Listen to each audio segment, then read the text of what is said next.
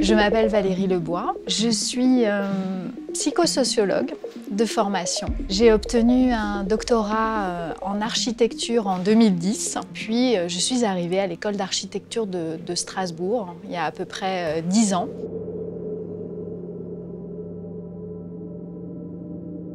Le chemin n'était pas tracé d'avance. En démarrant mes études en sciences sociales à l'université, je n'avais pas l'idée d'enseigner, de devenir un jour enseignante-chercheur en école d'architecture. Assez vite, j'ai eu la conviction qu'il fallait que j'aille plus loin et que je ne reste pas extérieure à ce milieu, mais bien que je plonge dans le milieu de la conception. C'est pourquoi j'ai entamé un doctorat en architecture. Et j'ai vu aussi l'opportunité pour moi de participer à concevoir des enseignements, à collaborer avec aussi des enseignants. Et c'est en cela que petit à petit, finalement, mon entrée dans l'enseignement s'est progressivement imposée, tout en liant toujours effectivement l'enseignement à la recherche.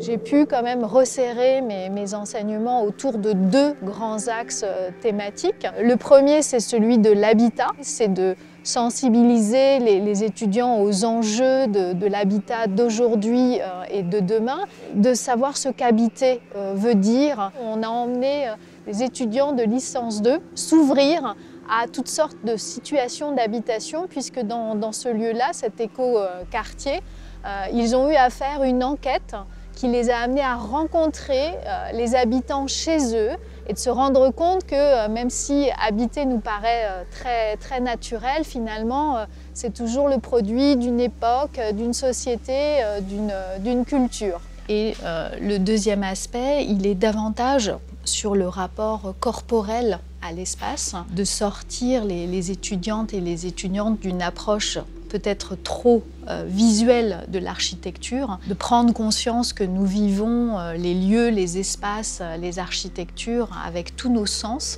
Nous avons travaillé au Studium avec les étudiants pour explorer justement les différentes ambiances de ce lieu, qu'est-ce que ce lieu donne à vivre. Et j'ai travaillé en particulier avec un chorégraphe, David Larry, qui a permis aux étudiants aussi de réinterroger finalement ce que cette organisation a fait de ce lieu, mais aussi d'imaginer ce qu'on pourrait faire d'autre dans un tel lieu. Et au-delà de ces thématiques, c'est aussi de sensibiliser les étudiantes et les étudiants à la responsabilité sociale d'un architecte.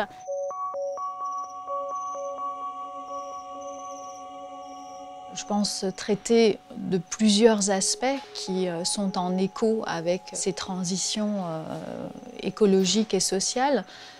Notamment cette question justement du rapport au corps, se mettre en relation avec sa propre sensibilité, et être sensible aux qualités de l'environnement qu'on vit, mais aussi à tout ce qui disparaît, à toutes les carences que l'on voit grandir dans nos environnements. Il y a aussi le sujet de l'habitat, de voir quels sont les enjeux aujourd'hui qui se posent à l'habitat.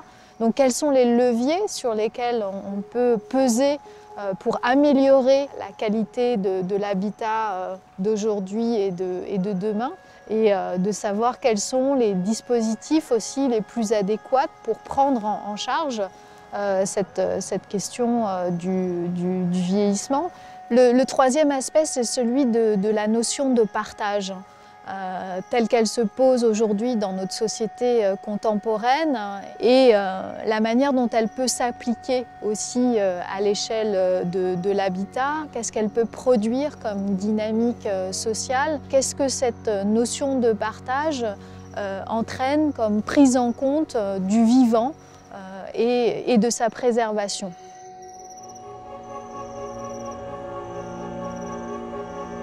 Ce que je retiens de cette loi, c'est qu'elle a permis d'affirmer la dimension culturelle de l'acte de construire, d'aménager, et qu'elle a aussi permis la reconnaissance de l'architecture comme d'intérêt public. Elle a participé à ce qu'une discipline comme les sciences sociales prenne aussi une place importante, à la fois dans la formation de l'architecture, mais aussi dans les pratiques, puisque je suis moi-même sollicitée assez régulièrement par des architectes qui ont aujourd'hui la nécessité de s'entourer de compétences plurielles.